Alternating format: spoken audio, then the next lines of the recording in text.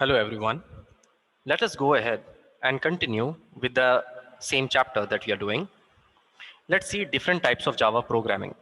So basically there are two different platforms for writing Java programs. They are Java application and Java applet. Let's see both of them. Java application. Java application is a Java program. As you can see on the top also it is mentioned that it is a standalone system. So you can write it as a separate or as an individual program. Let's read about it. Java application is a Java program developed by the users that run stand alone in a client or server. So what it is trying to say here is, let's say I can go ahead and write my own program, or I can go ahead and write my own software that will run as a standalone in a client or server. So client or server, and these are two terms which are used to run softwares that are working for web development. When we are running websites, these two terms are used very often. What is a client or a server?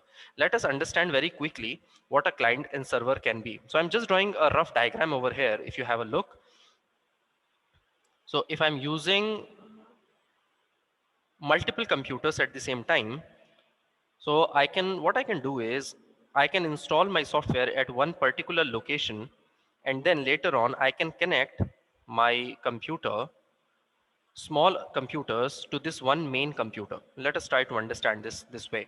So the center computer that I have drawn, the middle computer which is there, let me go ahead and mention it.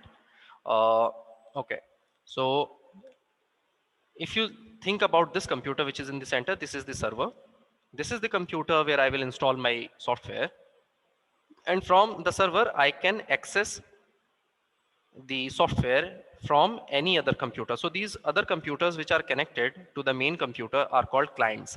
So I can write my Java program and install it on the server, and it will serve to all other computers that are connected to it. Just like I'll give you an example. Although Facebook is not made with Java, it is not developed by Java, but we can consider a client server example as Facebook. So Facebook is installed on a server, and all other people are able to access it from their own desktop, laptops, or mobile phone, which are your clients. All right, perfect. So the Java program, Java application is a Java program developed by the users that run standalone in a client or server. Java instructions are interpreted with the help of a Java virtual machine. We have already read it, and are allowed to run in their native environments like other languages. So I will install Java virtual machine on my own computer, and if any other program I'm getting from some other computer over the internet, and I'm getting the bytecode, I can convert the bytecode into my object code. Let us understand this with an example here.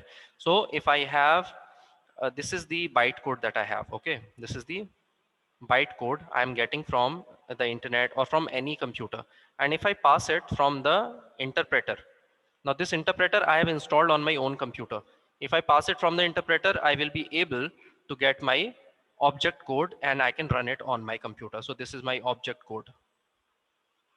All right. So this is what it is trying to say. Let's read it here. Okay. So Java instructions are interpreted with the help of a Java virtual machine and are allowed to run in their native environments like other Java languages. Java applications have complete access to all the resources in the computer as a development technology for standalone or a desktop application. So what do we have to take it from here? The standalone applications are desktop applications. So if I have a software that I can install on a particular laptop, it will be called a desktop application. So I can write a Java application or a standalone application or a desktop application using Java. Number two, let's go ahead and talk about applets. What are applets? Java applets. An applet is a program written in the Java programming language that can be included in an HTML page. So if I want to run Java on a web browser, now we all know that the web browsers are written in a language called HTML, hypertext markup language. So in this language, we can add our Java programming. In the same way, an image is included in the page. So just like, for example, if you have ever worked with HTML a little bit, you know we can add certain elements to the page. If you see a web page, we have pictures, we have videos nowadays, we can do all sorts of work online. But initially in the previous years, this was not there. So in an HTML, the basic plain HTML that we have, you can add your Java code. And when you use a Java technology enabled browser to view a page that contains an applet. So what is an applet? A program written in Java that will run only on a web browser, and that web browser also should have the ability to execute Java. So it will not run in all the browsers. The browser should have that capability to run Java. So let's see. So when you use a Java technology enabled browser, that is why it is saying Java technology enabled browser. To view a page that contains an applet, the applet's code is transferred to your system. So the applet, if I'm trying to open or run an applet program on a web browser, that code will be transferred to my system and executed by the browser's Java virtual machine. So the Java virtual machine will be there inside the browser itself. Java applets were introduced in the first version of the Java language in 1995. So they were introduced in 1995 and they were very famous, very, very famous. However, they are not being used nowadays because a lot of viruses were created using Java applet programs, and they were sent all around the internet to corrupt lakhs and millions of computers. So they have now, without making changes to your Google Chrome, you cannot even run a Java applet program directly. So that's a different story. If we ever try to make a Java applet program, we will see into it. Let's come to the basic structure in Java programming. But before that, let's just go ahead and revise what we have learned. So there are two types of Java programs. One is a Java application and the other one is a Java applet. So what is a Java application? A standalone desktop application that I can install on my computer. What we can take as an example of a desktop or an standalone application, just like we have Notepad, just like we have MS Word. These are all standalone applications that are installed on our computer.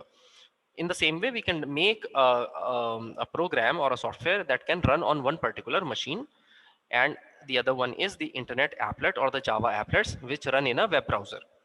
Now let's go ahead and see the basic structure in Java programming. So the basic format of writing a program in Java is entirely different from the other language. So it's a little bit different as compared to other languages. So it is essential to know the following points while writing a program in Java. So comments in a program. Let's see what are the different of structures, or what are the basic building blocks of a program that we use in Java. So the first thing it talks about is the comments. So why do I want to write a comment in my program? The comment statement is a non-executable statement in Java. It is included for the sake of the users to understand the action is going to be taken in a program or a statement. So in order for my users, whosoever is going to see my program, if I want to tell those users what I have written, everybody will not be able to understand what I was thinking when I created a program. So if I want to go ahead and explain what I meant, so I can go ahead and use comments. So I will be using a lot of comments in my programs. We will see an example just now in this video itself of all these things. So don't worry, let's go ahead and read further first. Let's cover the basics and then we will see an example. I believe there is an example on the next page of the book. If you have a look here, we can definitely see a single line comment on the right top corner of this diagram. Let me turn on to the next page first so that I can be in sync with you people. Okay, here we go. So have a look at the top. So here we have a single line comment. So why I have added a single line comment, I wanted to show you or the user that I'm writing a program to find the sum of two numbers. Now this kind of statement, this kind of English statement, if I want to write, I will have to tell it to the user who is reading my program. And we will also be doing the same thing when we will go ahead and write our own program, so that I can understand while I check the papers what the student has tried to write in the exam. So I'll be reading, I'll keep the diagram, this example in front of me, and I'll read it from the book. I want you guys also to follow along what I'm reading on the previous page. So declaration of a class. So first of all, whenever I'm writing a program, all my programs are written inside a class. So you can have a look, public class sample. So that is how I define a class. We all know what a class is. In the previous chapter we have learned. Now we will look at how to write a program. Don't worry, just try to understand what I'm trying to say. Then we will also make this program on our own. So what is a class? We know, we have read it in the previous chapter. However, how do I declare a class? I will write public class and then I will give the name of the class, as you can see here. So sample is the name of the class. Next, let's go ahead and read. It contains the word access specifier public. It also defines the keyword class, which is followed by a meaningful class name. So I'm reading from the previous page and I'm reading about declaration of class. So this public is a special keyword, what as I've told you what keywords are, and it is an access specifier. So for example, if you are writing a program to find the sum of two numbers, then it could be written as public class sum. So either I can give a name as sample, or I can also call my class with the name that I want as sum. However, the most important thing that we have to remember is always name the class. Always name the class with a capital letter as the first character. So the first character of the class has to be in capital. Conventionally, the class name starts with an uppercase letter. So that is true. Declaration of the main function. So after the class, after this, let me erase this, let me focus on the other point now. So after this, if you have an, if you note, you have public static void main. Now what is this? This is known as the main function. So whatever code we are writing, this is the code which gets executed the first. Always remember, it is the main function that will execute first than any other function. So you can see it here. Let's read about the main function. The main function encloses the programming statements within the opening and closing curly braces. So I have curly braces and I can also have certain instruction written inside it. The main function is further enclosed within curly under class heading. So under the class, I have my main function.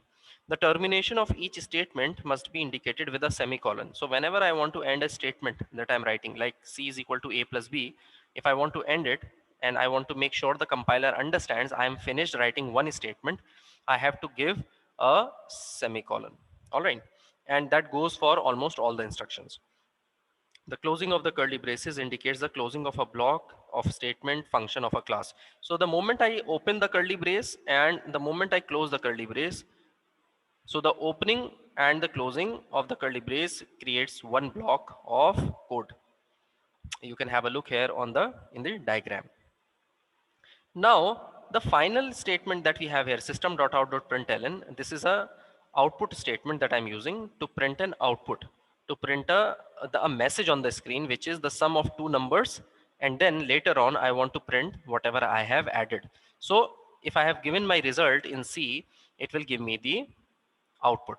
Let us go ahead and make this program ourselves and try to understand what it is trying to do. Might be possible the program will be a little bit different of what is given in the book, but we will try to understand it as best as we can. So I hope everyone can see the notepad. So how do I go ahead and start writing a program? First thing that I do is I import the package. So I will import java dot, let's say, util.star. That is the package, and then I'll end it with a semicolon. Then I want to write a class, public class, and I'll call my program as sum. However, in the book, it is mentioned as sample. Now I have opened a curly brace and I will also go ahead and close the curly brace. Then I'll go ahead and write public static void main, and I'll write string args square bracket. Now I know a lot of you are thinking that we are not able to understand what we are writing, but this is the syntax of Java program. It is for the first time that you are seeing a Java program. So try to understand it in little small parts. So how do I write a program? I declare a class, I import a statement, I write this particular line as it is always, public static void main string args. What it is, not able to understand. The only thing that we can learn from here is this is the main function. Now I want to add two numbers, so I'll go ahead and create two variables. What is a variable? If I want to store a number in computer, I will store it in a variable. A place to store a number or a value is called a variable. So int b is equal to 5. Now these are the two numbers and I want to add them. So I will save it in another variable called c, and now c is equal to a plus b. And now I want to go ahead and print this sum, system.out.println. So whenever I want to print something, I will go ahead and write system.out.println, and let me write a message. Sum is equal to, let me close it, and then I'll give a plus sign. Why do I give a plus sign? I want to print the output as, let's say, the sum is equal to, and I want to have my value over here. So what is the value? Where the value will be stored? It will be stored in C. So that value will be printed over here. So the value will be 15, as we know. So that is why I want to go ahead and write plus C. All right, and let's end it with a semicolon. So that's it, guys. You will be able to add these two numbers and see the output also. Now let's see the output statement in Java programming. Let's go back to our now. If some of you are not able to grasp what I have said, try to see this video again and again and try to write down the terms that I'm talking about, so that you have a good understanding of how to write a program. Okay, now let me get back to the book. Let me share the screen again and let's read further.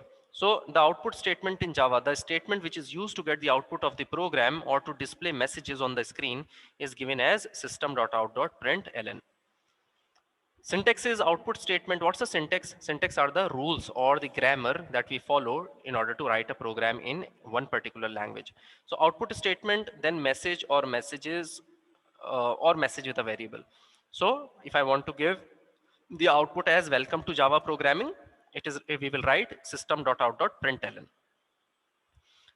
Okay, let's do one thing. Let's go ahead and write a small program that will print this message, which is welcome to Java programming. I want to go ahead and write a program that will print a message that says welcome to Java programming. So let's delete this one.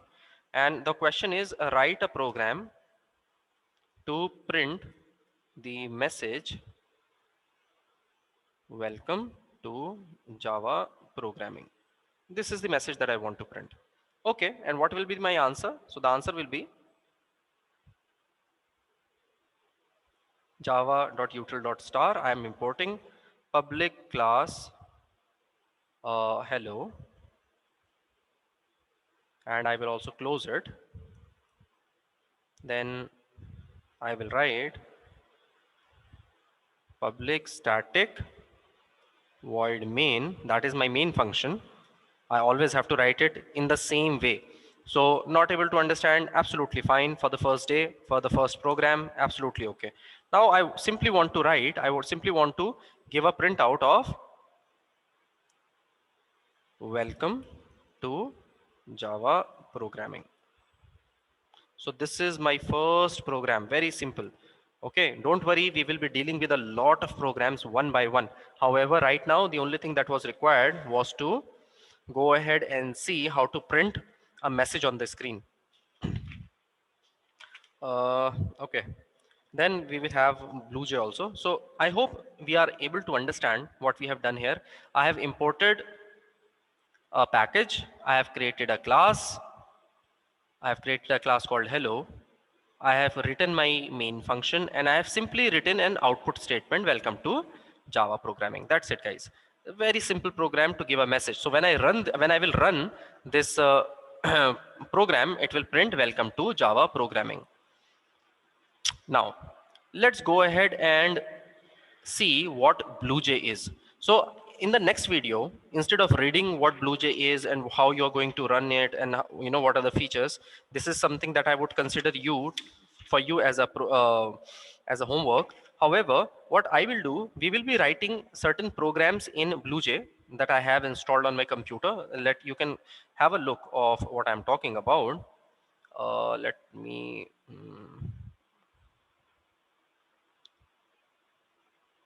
Give me a moment, please. Okay.